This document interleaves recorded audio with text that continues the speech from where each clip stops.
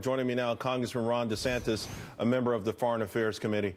Congressman, I got to tell you, reading through the decision, I'm no constitutional lawyer, even though I have played one on TV from time to time. It doesn't seem like President Trump's going to get a break with this. You had two different judges, both referring to things that he said during the campaign, referring to things that surrogates have said, and they, in their way they're interpreting this, is that no matter what, this is a Muslim ban, and I think he's going to keep butting his head up against this same issue with these lower courts. So what's the next move?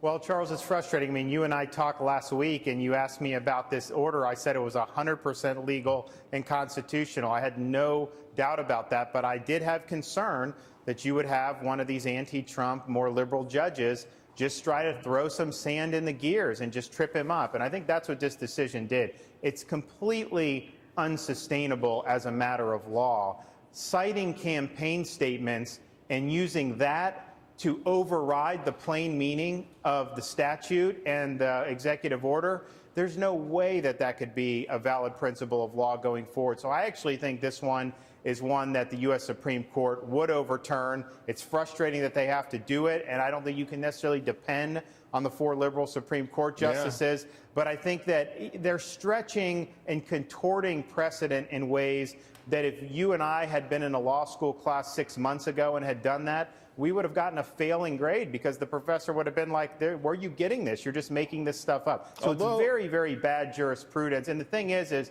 it changes the balance of power from the elected branches who are charged with conducting national security to unelected judges who have no competence in dealing with national security. Although this activism is really, I mean, they're getting it from somewhere. Maybe it starts at some of these law schools. I do want to ask you about the president's budget, this first cut. It's an American first budget. It's pretty obvious. He's taking care of our military, our vets, the border. Are you happy with it, even though there's no addressing deficits and debts right now?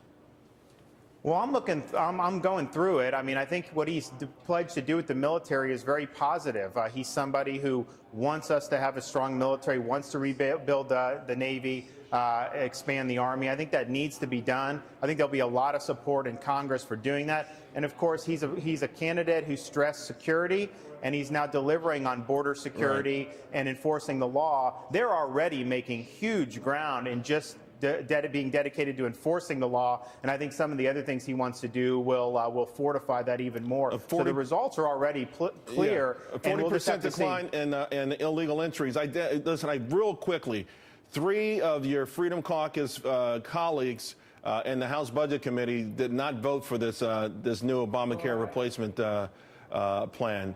Does that mean that the Freedom Caucus is really not going to move on this unless they get major concessions?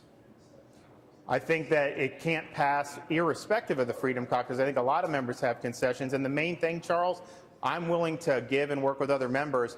This bill doesn't do anything to address the escalating premiums and deductibles. And in fact, the Congressional Budget Office said while the long term you may have premium reduction, the next 3 years, you're going to see 20% increases. That is unacceptable. We have to address the pocketbook issues. That's the main reason people so much dislike Obamacare to begin with.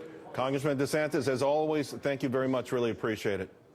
Thank you. Hey, I want to bring in my panel now.